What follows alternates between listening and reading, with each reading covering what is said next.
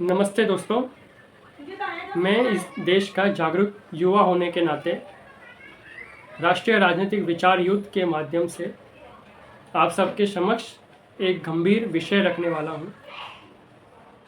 हम सबके घर में बहन बेटियाँ होती हैं जिनकी सुरक्षा हमारे लिए बहुत महत्वपूर्ण होती है। हाल फिलहाल में ही पटना हाई कोर्ट ने जजमेंट सुनाया है जिसमें उन्होंने कहा है सलवार खींचना, स्तन दबाना ये बलात्कार करने का प्रयास नहीं है।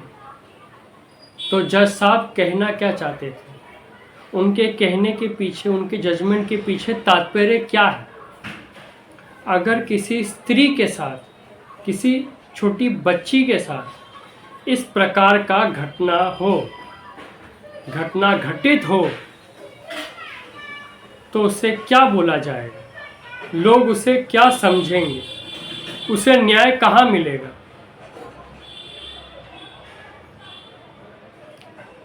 दिन प्रतिदिन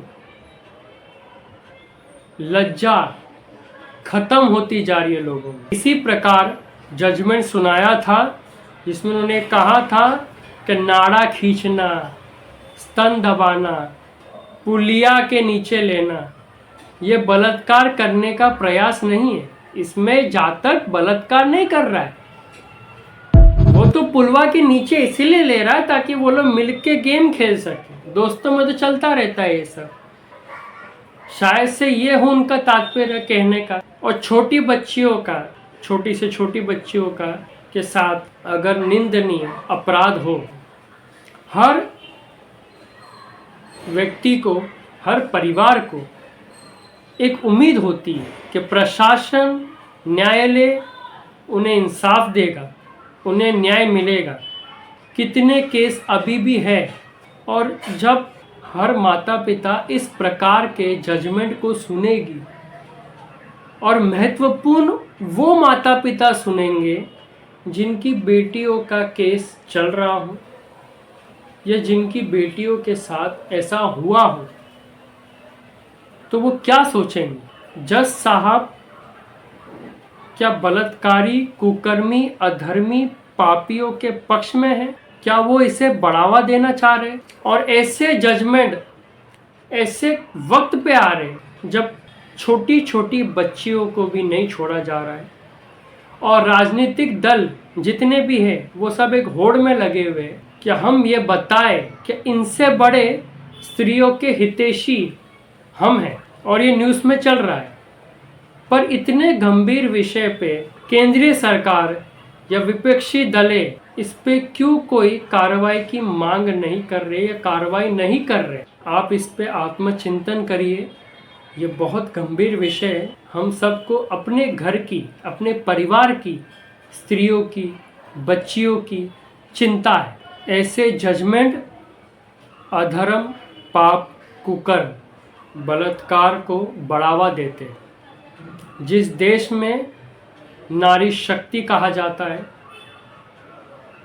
नारी को शक्ति माना जाता है, कन्या पूजन होता है, जिस धर्म में स्त्रियों को ईश्वर माना जाता है, अर्धनारीश्वर की पलोकल्पना में स्त्री तत्वों को स्थान दिया जाता है, उस देश में इस प्रकार के जजमेंट सुनाए जा रहे हैं, और सारे तथाकथित राजनीतिक दल इस पे कुछ बड़ी कार्रवाई नहीं कर रहे हैं।